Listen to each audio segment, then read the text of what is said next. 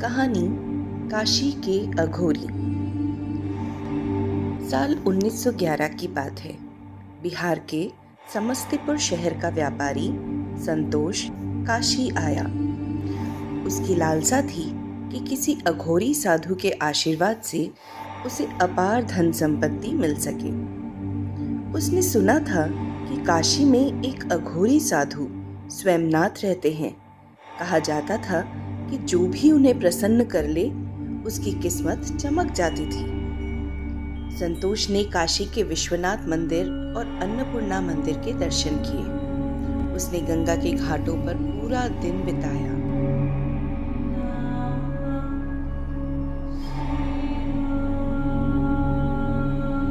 परंतु स्वयंनाथ का कहीं अता पता ना मिला।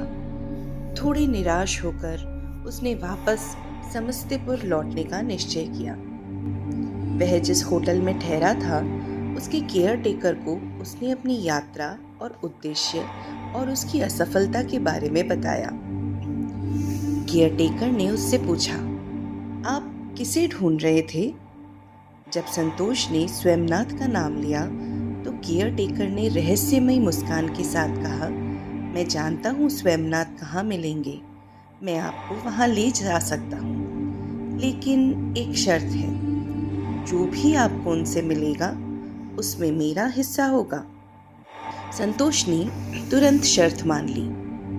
अगली सुबह केयरटेकर संतोष को लेकर गंगा के किनारे किनारे एक घने जंगल की ओर चल पड़ा। जंगल गहराता गया। पेड़ इतने ऊंचे और घने थे कि सूर्य की रोशनी भी मुश्किल से पहुंच रही थी। तभी अचानक एक डरावनी दहाड़ सुनाई दी। पास ही एक बाघ दिखाई दिया। जंगल में हिरणों का झुंड बाघ से बचने के लिए इधर उधर भाग रहा था। संतोष और केयरटेकर भयभीत थे कि तभी झाड़ियों से एक वृद्ध साधु प्रकट हुए। उनकी आंखों में गहराई और चेहरे पर एक अजीब सा तेज था। साधु ने कहा, डरो मत, मेरे पीछे आओ। साधु दोनों को एक गहरी घाटी में ले गए। वहां एक छोटी सी कुटिया थी। साधु ने जोर से पुकारा, माँ, ओ माँ, कुछ भोजन दो, हम भूखे हैं। कुटिया से एक सफेद साड़ी में लिपटी महिला निकली। उसके हाथ में 3 थालियां थीं, जिसमें पूड़ी और सब्जी परोसी हुई थी। उसने संतोष और केयरटेकर को खाना परोसा। दोनों इतने भूखे थे कि भोजन पर टूट पड़े। महिला ने उनके थालियां दोबारा भर दी।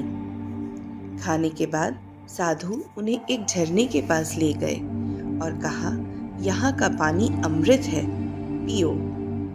तीनों ने झरने का पानी पिया। झरने के पास एक बड़ा पत्थर था।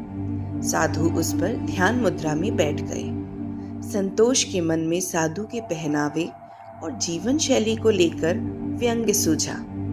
उसने मजाकिया लहजे में कहा, आप तो साधु जैसे लगते नहीं। अगर आप सच में साधु हैं तो कोई चमत्कार दिखाइए। साधु मुस्कुराए और जोर से हंसे, परंतु उनकी हंसी की गूंज धीरे धीरे बाघ की दहाड़ में बदल गई। साधु ने संतोष की ओर देखा और गंभीर स्वर में कहा, मूर्ख, तुम अब भी चमत्कार देखना चाहते हो? सोचो, तुम जंगल में भटके हुए थे, फिर मैं तुम्हें मिला। सबसे सघन जंगल में तुम्हें भोजन और पानी मिला। क्या यह चमत्कार नहीं? संतोष निरुत्तर था।